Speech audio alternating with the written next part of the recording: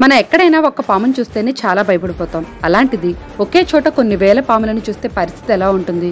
కెనడాలోని Manitoba అనే ప్రాంతంలో ఉన్న నార్సిస్ పాముల గుహల దగ్గరకు చలికాలం వచ్చిందంటే దాదాపు 75,000 పాములు వచ్చి చేరుకుంటాయి. అన్ని పాములు ఆ గుహ దగ్గరకు రావడానికి ఒక బలమైన కారణం ఉంది. మనిటోబాలోని నార్సిస్ గుహలకు ఒక చరిత్ర ఉంది. దాదాపు 450 మిలియన్ ఏళ్ల క్రితం ఆ ప్లేస్ మొత్తం సముద్రపు నీటితో నిండిపోయి ఉండేది.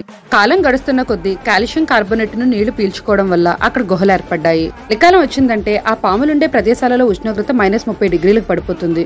నార్సిస్ గుహలు సున్నంతో ఏర్పడటం వల్ల అక్కడ చాలా వెచ్చగా ఉంటుంది. అందుకే పాములు తమను తాము రక్షించుకోవడానికి ఆ గుహల దగ్గరకు చేరుకుంటాయి. పాములను చూడడానికి చాలా మంది జనం వస్తూ ఉంటారు. ఇక్కడ రెడ్ సైడెడ్ గార్డర్ పాములు ఎక్కువగా ఉంటాయి. ఈ జాతి పాములు మనుషులతో ఇతర జంతువులతో చాలా ఫ్రెండ్లీగా ఉంటాయి.